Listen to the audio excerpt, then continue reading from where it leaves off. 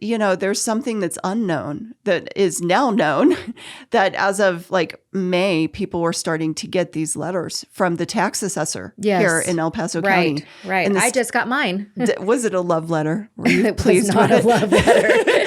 They're No. like, we love you so much. We want you to pay more. Well, that's basically it. But I didn't consider it a love letter. And so we all know this Benjamin Franklin quote about death and taxes, right? Yep. And the actual full quote of that is, our new Constitution is now established and has an appearance that promises permanency. But in this world, nothing can be said to be certain except death and taxes.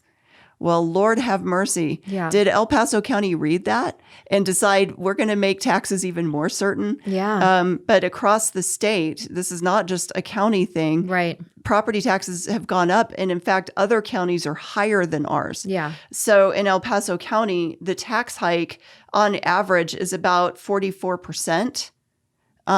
So that's a pretty big hike on property tax. It is. Now, not all neighborhoods are created equally for this tax hike. So that's the other thing. When you get on El Paso County's site and you dig deep into their links, you can actually see a map, and it will show by the neighborhood name the hike rate. So some neighborhoods have been hit harder, such as Briargate has been hit with a 10 to 14% increase. Kissing Camels, a 20 to 24% increase. Patty Jewett and Old Farm, 15 to 20% increase. Neighborhoods, though, like Hillside, you might find more affordable housing in certain areas, and the affordability, people might buy for affordability, but their taxes, those neighborhoods were hit harder. Yeah. So that's a 30% plus hike in taxes. So these are the things that where it feels so weird is that some people may have the old tax information on the MLS because the assessment wasn't out. It didn't recalibrate. So one thing I caution people, and Judy, you're already doing this, but when people are talking to the lenders and they're looking at homes, they need to go in and see what the latest assessment is. And we just had a closing this on Monday, and it started with one assessment, but actually it was several thousand more. And so at closing, I wanted to make sure that my buyers had the right tax proration credit from the seller, because the seller will credit the taxes from January until the day of closing. And we check the box that says the most recent mill levy.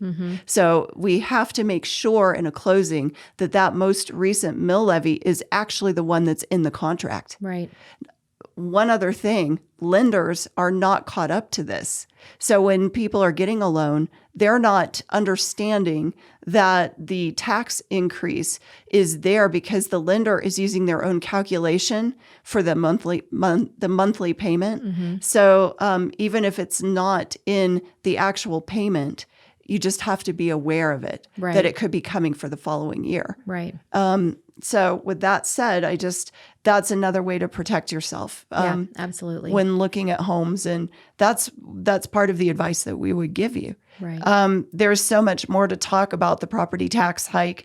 I want people to know, though, that we're getting calls and we're helping people with the assessment. If you need some comps sent to you, we can send them, but you can fight the tax assessment on the assessor's site. And it only took me about 10 minutes to do it. It's easy. Right. Fight it.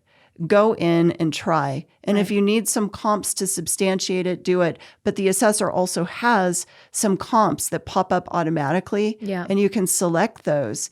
And we'll see where it goes. I have no idea where my own protest will go, but I'm glad that I did it, and I'm encouraging other people to do it that I'm talking to. Yeah.